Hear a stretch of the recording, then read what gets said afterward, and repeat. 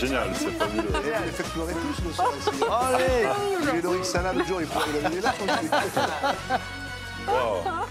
Merci. C'est horrible. Toi, t'étais timide, romantique ou poids lourd? Non, en plus j'ai fait la cuisine, j'étais romantique. Romantique, t'as choisi. Qu'est-ce que t'as choisi, Esther? Non, elle a dit que t'étais timide.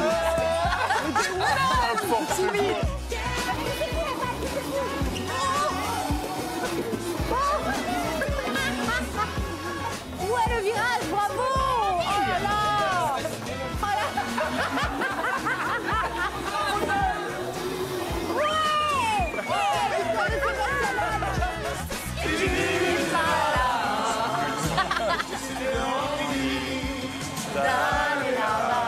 La fenêtre en face et lui disait ton paradis. Ouais, bravo. Moi je dis bravo. Moi je dis bravo. Merci d'avoir relevé le défi.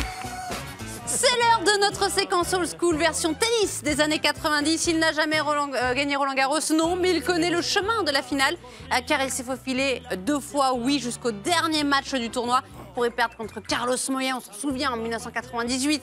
Moi, j'étais devant ma télé, je révisais mon bac de français et Gustavo Kuerten en 2001. Alex Correggia est notre invité. Oh mon Dieu! Oh mon Dieu! Oh mon Dieu! Alors, Ah bonjour, bonjour. Ça va? Hola, ¿qué tal? muy bien, ¿y tú? Ah, muy bien, también. Sí. Ouais, non, je parle pas espagnol. Ou Non. si, je parle. Si, j'ai eu 17 au bac, mais depuis, j'ai tout oublié. Je suis désolée. Ok, comme moi. Oui, donc on parle français. On va essayer, hein, oui. Voilà, on va essayer de parler français. Ouais. Alors, je suis très contente déjà de vous recevoir. Alors là, je vais être très timide, parce que je suis un peu impressionnée. Oui, Pourquoi? bah parce que Alex Correggia, quoi. Non, non. Non, mais si. Ah, ok, merci beaucoup. Bon, allez, c'est parti. Le tennis, on est d'accord, c'était mieux avant. Alex, vous avez connu l'époque qui a révolutionné les tenues vestimentaires sur les cours. Alors, je sais peut-être que personne ne vous a prévenu, c'était une émission de mode. Non, je rigole. Les fameuses années 90. Les fameuses années 90, on se souvient évidemment du Brésilien Kuerten avec ses t-shirts orange. Ouais. Voilà, il y avait aussi le must André Agassi et puis sa version grunge du tennis. Vous étiez un petit peu plus discret, même beaucoup plus. Non, un peu plus discret, plus classique. Ici, très jeune. Et après, je jouais avec Lacoste, parce que c'était un crocodile. Et c'était important pour moi, parce que j'ai eu beaucoup de... Je sais pas, la relation avec la famille et tout ça, alors c'était cool pour moi. Voilà, donc un style plus classieux, voilà, dans une époque révolutionnaire, en tout cas pour le style, on l'a vu avec André Agassi. Pour les petits enfants qui ne vous connaissent pas ou très peu, je vous propose qu'on s'arrête un petit instant pour votre portrait robot, et c'est avec Manu Barth. Merci.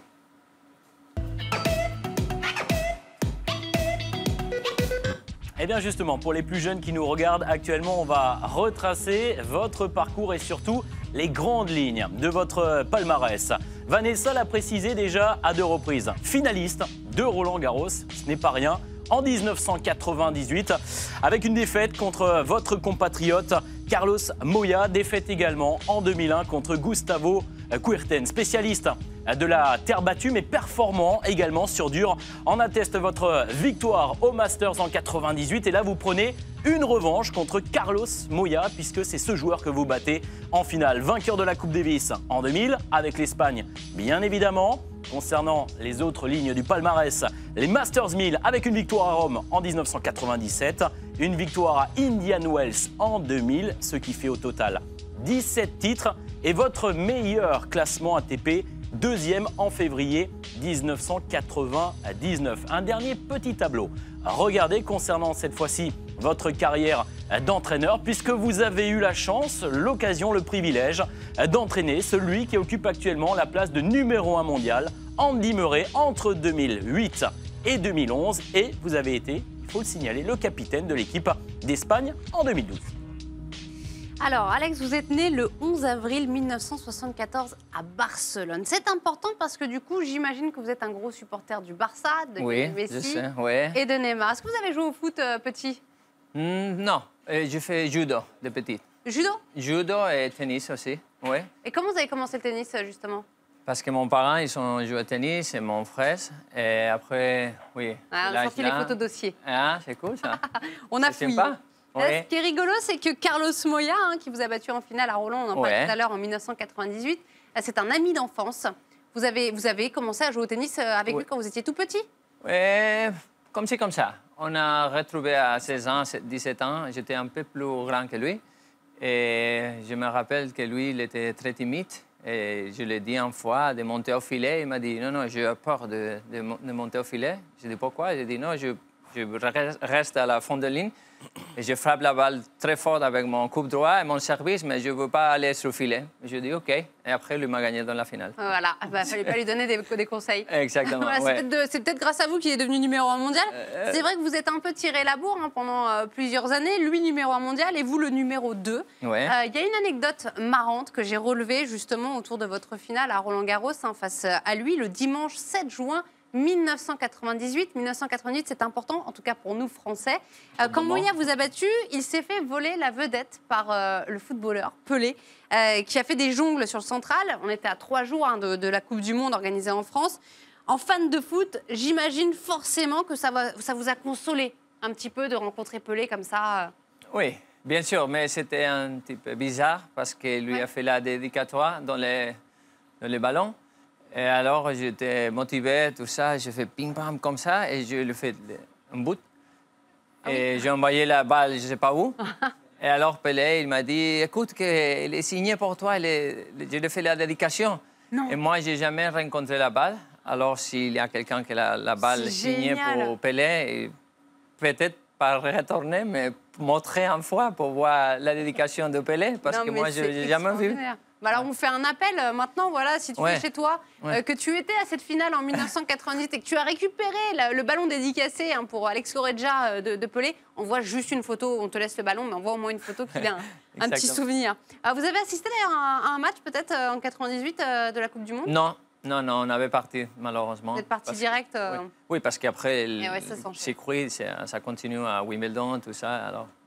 Bon, si en 1998, face à Moya, il n'y avait pas eu forcément débat sur le court, en revanche, en 2001, face à Guga, vous meniez d'un set. C'est dans la deuxième manche, vous avez eu un break à 5-5. Est-ce que ce point, vous y avez repensé longtemps après?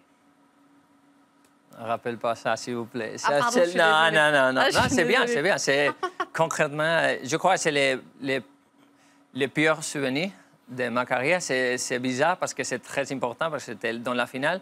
Mais en même temps, j'ai vu cette balle de break pour mener 6-5, aller avec les 20 et service pour mener 2-7-0. Et après, Guga, il m'a dit, depuis 10 ans, il m'a dit, si tu gagnes ce jeu, je crois que tu me battras. Et j'étais tellement désolé. Et c'était dur parce que mentalement, c'était difficile. Et Guga, c'était un joueur avec un grand revers, et moi aussi. Alors, c'était difficile pour moi tactiquement.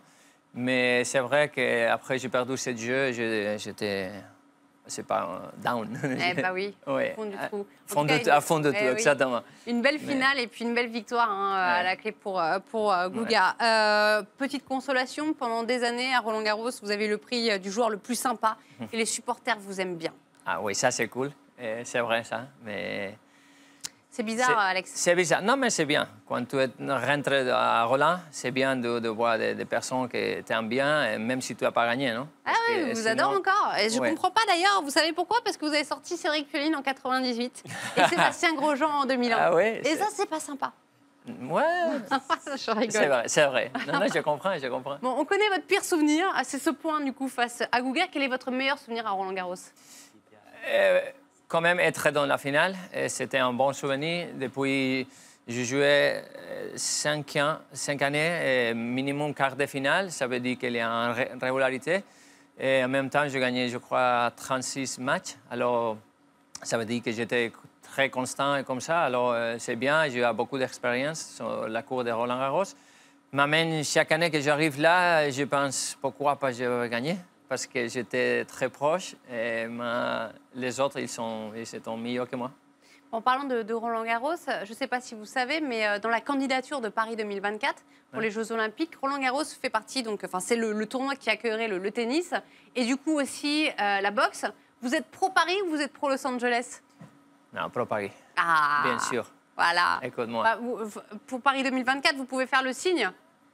Comment est-ce qu'on fait? C'est comme ça, un gagné. Hein. Voilà. Voilà, vous enregistrez. Voilà, Alex Voilà. Roja qui soutient Paris 2024. Après, si je vais à LA, je ne vais pas faire l'interview. Non, hein. non, non, on vous retrouvera. D'accord, Ok. on soit vous Ok. retrouver, on ira du côté Ok. de Barcelone, hein, c'est ça? Ah, c'est on ne parle pas de foot, hein?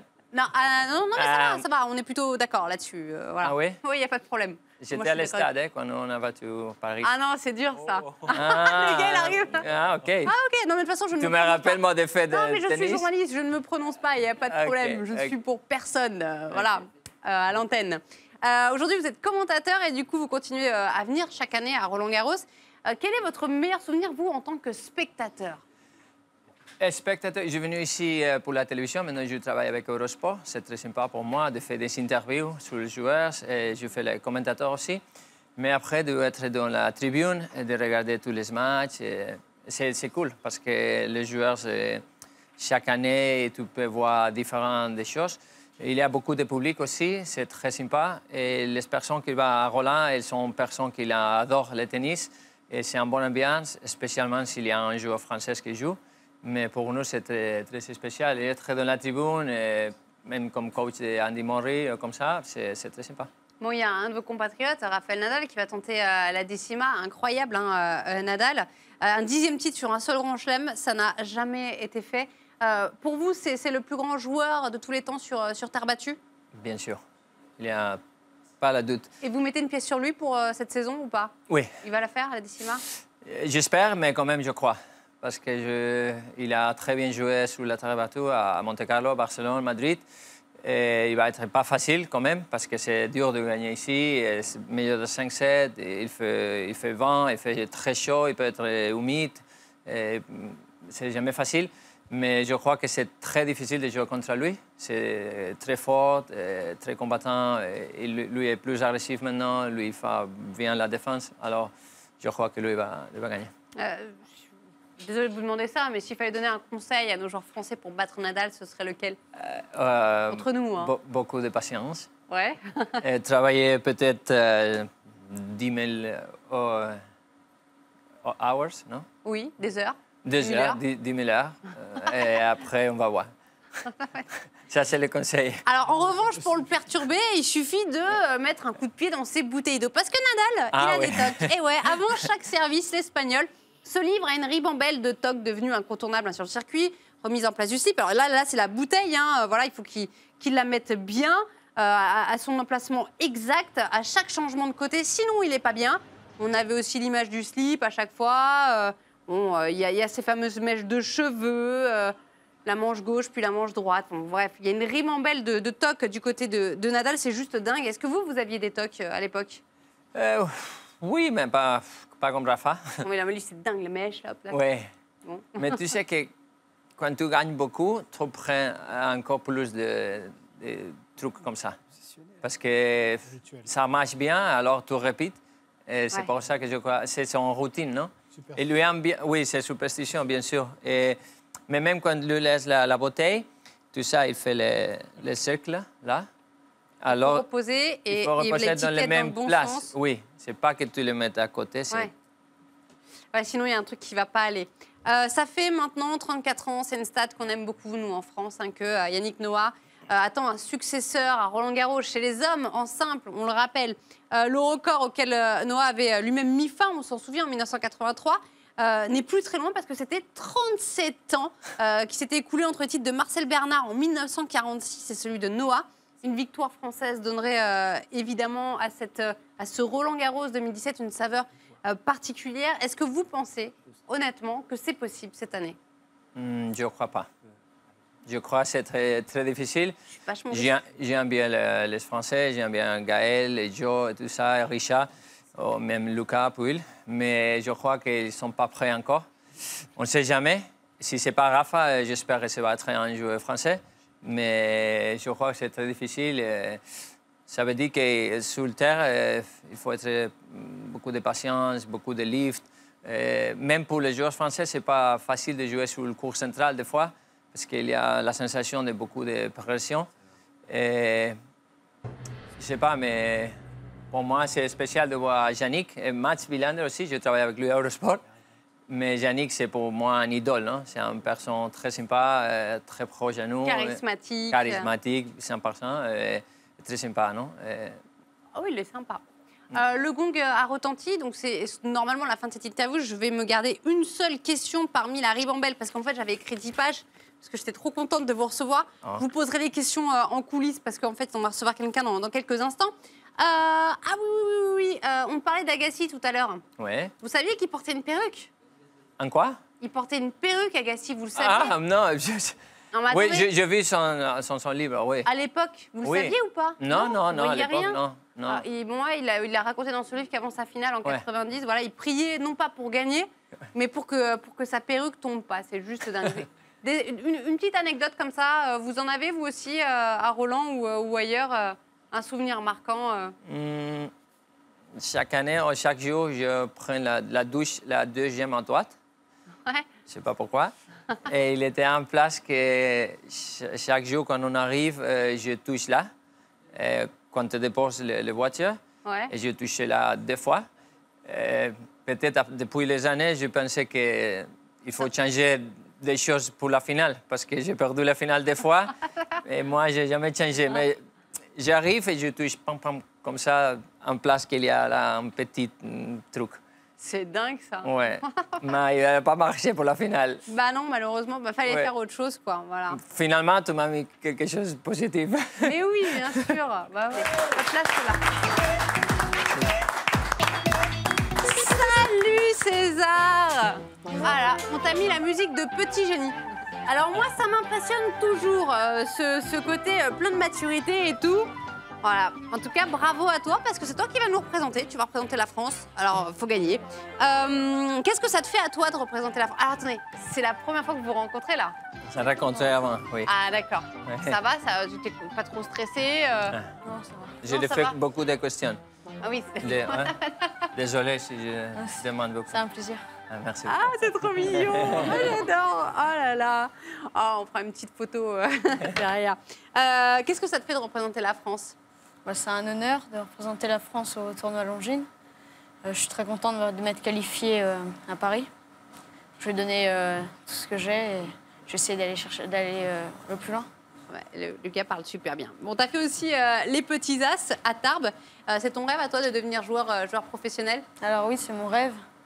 Bien sûr, si je m'entraîne autant, c'est pour essayer d'aller le plus loin possible. Si la Ligue Dauphiné-Savoie met à disposition 2 entraîneurs, Xavier Stropiana et Nicolas Tourte, c'est forcément pour aller chercher, aller le plus loin possible. Pourquoi pas numéro 1? Numéro 1. Et il cite ses entraîneurs. Hein. Il parle trop C'est bien. bien. Hein. Il parle très très bien. Parce que lui m'a vu que j'étais numéro 2, elle a dit pourquoi pas moi, je suis numéro 1. Au niveau mondial, c'est quoi ton classement pour le moment? Alors, en moins de 14 ans, je dois être vers les 100. Voilà, je suis impressionnée. Ton rêve, on l'a dit, hein, du coup, c'est de devenir numéro 1 mondial. Alex Correggia, vous aviez déjà entendu parler de lui avant de le rencontrer ou pas? Oui, me sont dit, me sont parlé très bien de lui. Et je suis tellement impressionné. Et c'est bien que lui parle. Et c'est sûr qu'il a fait plus dans l'école que moi. Ouais. Ah bah oui, vous avez commencé plus tard, du coup, que lui. Oui, mais à l'école, c'est sûr que je crois que lui est en top. À l'école aussi, tu te débrouilles bien? Alors, je suis en première S. Hein? Attendez, excusez-moi. Ok. Je m'inquiétais pour ton avenir, tu sais quoi, je m'inquiète plus du tout, quoi. Ok, très bien. Bah écoute, ta vie, elle est cool. À son âge, c'est. T'es surdoué du coup? J'ai sauté 4 classes. 4 classes. 4 classes. C'est incroyable. C'est dommage. Tu connaissais Alex Correggia, toi, Oui, avant de le rencontrer Oui, aussi? je hein. connaissais, oui. Donc, tu es un passionné de tennis aussi depuis que tu sais marcher. En gros, c'est ça le truc. Alors, à peu près, oui. Ah, incroyable. Donc, tu t'entraînes tous les jours, tu voyages beaucoup. J'imagine que tes parents t'accompagnent aussi. Je voudrais te montrer un truc. Alors, on a reçu il y a quelques jours Richard Gasquet. Donc, j'imagine que tu sais qui c'est. Et voici cette photo. Rafa Nadal et Richard Gasquet, qui se connaissent depuis qu'ils sont tout petits. C'est le joueur que Richard Gasquet a le plus affronté dans sa vie. Est-ce qu'il y a un joueur comme ça que tu croises souvent et que tu redoutes? Alors, pour l'instant, pas encore. Je n'ai pas encore joué assez de matchs et je n'ai pas encore rencontré suffisamment de joueurs du monde entier pour avoir un joueur que je redoute, une bête noire. On commence à parler de toi. Tu es interviewé par des journalistes. On a Paris Match, je crois, dans le coin. Ah bah, coucou monsieur. Ah, salut. On a Paris Match sur le plateau. Alors c'est vrai que j'ai jamais eu Paris Match sur le plateau d'Happy Sport, ni jamais en fait de ma vie. Et toi, tu arrives, tu m'emmènes Paris Match. Donc en fait, tu peux venir tous les jours avec plaisir. Voilà, on fait des articles sur toi. Tu viens dans une émission de télé en direct. Je crois que c'est d'ailleurs ton premier direct. Comment est-ce que toi, tu gères ça? Bah, j'essaie de faire au mieux. C'est un honneur, un privilège. Je suis très contente d'être ici et je fais au mieux. D'accord, t'as pas peur de prendre le melon ou Bah, je suis très bien encadrée par mon entourage, mes parents, mes entraîneurs, qui me remettent souvent la tête sur les épaules. Est-ce que tu es coaché? Est-ce que tu as un coach média? Est-ce que tu as des réseaux sociaux? Comment ça se passe? Alors, pour ça, c'est plutôt mon père qui s'occupe de ça. Il s'occupe un peu de la médiatisation, de filtrer. ton papa qui te suit? Qui est avec toi aujourd'hui? C'est mon entraîneur, Xavier. Ah d'accord, pardon. Xavier Stropiana. Ah oui, d'accord, ok, très bien. En tout cas, toujours accompagné, évidemment, c'est normal, il a 12 ans. Je te demandais si tu n'avais pas peur de prendre le melon, parce que, en fait, j'anticipe, comme j'ai mis 5 ans à avoir Richard Gasquet sur ce plateau, je me dis, tu vois, dans quelques années, quand tu seras numéro 1 mondial, dans 10 ans, par exemple, est-ce que tu viendras toujours dans l'une de mes émissions? Ce serait avec plaisir. Ah, tu t'engages? Attends, je te serre la main. Ah non, moi, c'est pas, hein. Non, bien On sûr. anticipe, hein, j'anticipe ma programmation, voilà. Je vais faire une photo avec toi après, parce que quand tu es numéro mondial. Voilà, exactement. Avec plaisir. J'adore. Alors, donc, on rappelle, le Longines Future Race, c'est à partir de jeudi. Et donc, pendant 3 jours, si vous voulez retrouver César, ça se passe au pied de la Tour Eiffel. Il y aura Alex Correggia, évidemment, et puis aussi André Agassi. Oui, oui. Alex, César, eh oh, c'est l'heure du défi. Le défi. Voilà, je commence. Ah. Et donc, je te présente César, Alex, les gars. Je trouve tout. Alors, Je trouve tout nous a trouvé un truc génial. Qu'est-ce que c'est que ça, là? Donc c'est le mur 2.0 pour jouer au tennis. Plutôt que de jouer sur un mur en béton, le mieux c'est de jouer sur des lumières. OK. Donc dès que la balle touche la lumière, Oui. le mur rétrécit au niveau des lumières, on a de moins en moins d'allumés. Et on va compter les points, on a 1 minute. Et le but c'est d'éteindre Ouais, de c'est plus en ça. plus de Ah ouais. lumière. Donc à chaque Ok. fois, on touche C'est. une lumière. Et ça se rétrécit petit à petit. Bah, allez. Et voilà. Et voilà. Mais très proche ou... On a ici une ligne. C'est difficile, hein? On joue avec Attendez, un rebond. c'est un vrai défi, les un gars. rebond entre là, systématiquement. On va laisser les pros jouer, hein. Donc Ouf. voilà, César. Donc quand on a Alex. 2 grands joueurs, on peut peut-être laisser... Ah, c'est on joue tout Donc c'est 1 minute chacun. 1 minute chacun. 1 minute chacun et on va comparer les scores et on va voir... Je rappelle, combien de je fais- balles, là je fais une petite... on vous redonne des balles à chaque fois que besoin. Petite rectification, le Longines Future Ace auquel participe du coup César, hein, notre C'est représentant plus difficile français. que jouer. Les terrains seront installés sur l'esplanade de la Défense et il y aura un match d'exhibition entre Alex Correggia et André Agassi. Donc voilà, c'est à partir de jeudi, moi je viens. Voilà, moi je Parfait. viens direct. Hein. Vous mettez une place LIP. Oui, à côté des On est parti pour le défi? On laisse César commencer avec 1 minute. Ouais, allez César, il commence. Allez, Allez, c'est parti. c'est parti. Doucement. C'est dur, hein? Oui. Donc il faut vraiment Ouais. taper au centre de Voilà, chaque il a lumière. compris, ça y est. OK. Voilà. OK. Allez. Hop. Bravo. Évidemment, petit à petit, ça se rétrécit, c'est plus difficile. Voilà, c'est bon. Non, non, on continue, Ah ça non, dure 1 continue. minute. Ah 1 ouais. minute et on fait vraiment les... Là, il a 9 points pour l'instant, 10 points, Ah, d'accord, ok, c'est 11 points. j'ai pas compris. 12 points. Une grosse sonnette. OK. Et il joue Alors, le depuis timing. 30 secondes. Exactement. Et ouais, comment Allez. tu fais,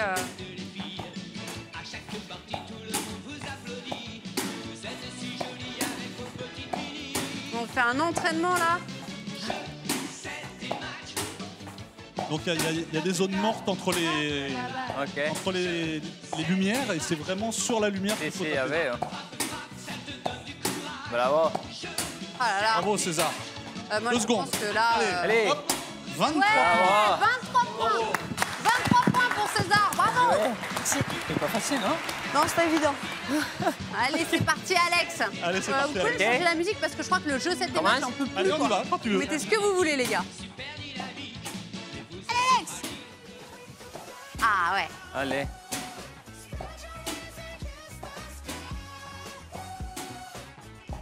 Ah, c'est difficile. Ah, moi, je crois que je vais pas jouer du tout.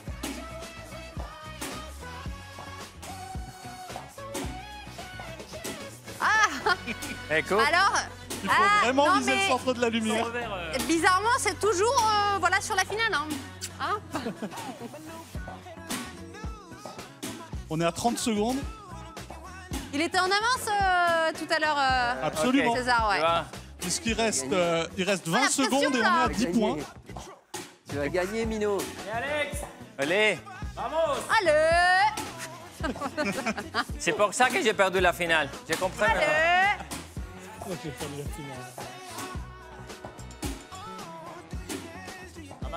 Ah, d'ailleurs, si Allez, vous voulez. une seconde, allez. Et 15 Ouais, points. Ok. Combien il avait fait, César? Banquier. Il a créé Bravo.